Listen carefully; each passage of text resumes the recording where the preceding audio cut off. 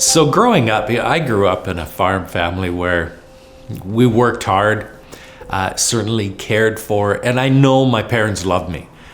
They may not have expressed it very much, but I know now they did, although when I was an adolescent and that I really questioned that they did. And I began to question if I had any value in the world. I started to feel like I was a waste of air. That's the best way I could term it. That I had nothing going for me, that I didn't have any strengths, that I didn't have anything to contribute. And in the home that we were raised in, yes, it was a good home, but it really was a very behavior-based home where expectations were pretty high. And in my whole life, I never ever heard my dad say, "I'm proud of you." I heard him kind of say it to somebody else when I was in my 30s, and I could remember just wishing if he would say that to me, it would mean so much, but I never ever heard it. So I grew up in a home where it seemed like the behavior that was expected was always a few steps ahead of what I could get to.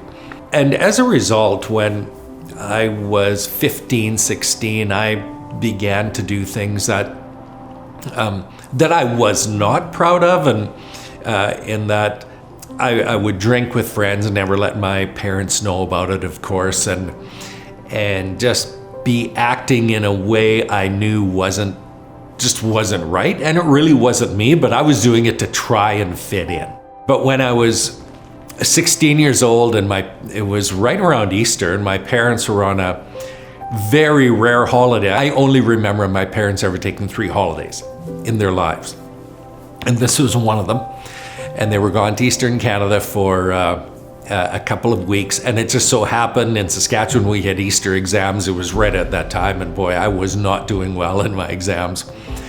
And I remember getting off the school bus, walking up our lane, our country lane. There's about 100 yards, and I'm walking, and I can still reflect back and remember kicking stones as I walk up the driveway to the house. And I'm getting home alone. I've got an older brother who's out doing chores. We had cattle and grain, and so there was always lots of work. I was supposed to get inside, get changed, and get outside and start working with him. But I can remember I'm walking up this gravel lane and I'm kicking the rocks as I go, going, why am I here? What use do I bring to the world? And by the time I was in the house, I was at a place of saying that the world would be better off without me. And so instead of getting changed to go outside, I remember going and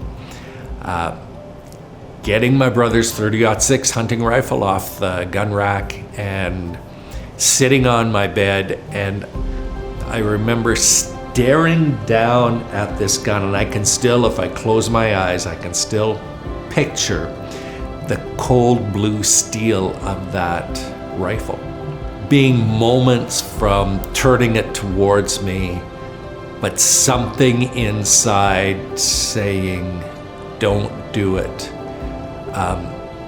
Your parents really do love you. Even though I didn't feel that, that's the place I had gotten to. And so I ended up putting the gun back on the shelf and going out and helping my brother, and I was pretty messed up at that point. But as I started to come out of that, I suppose there's probably a lot of depression in that going on, which I did not understand at the time. As I began to come out of that, and when I was 17 years old, really coming out of that and having a strong faith experience. When I was 17, I dedicated myself to helping young people never get to that spot.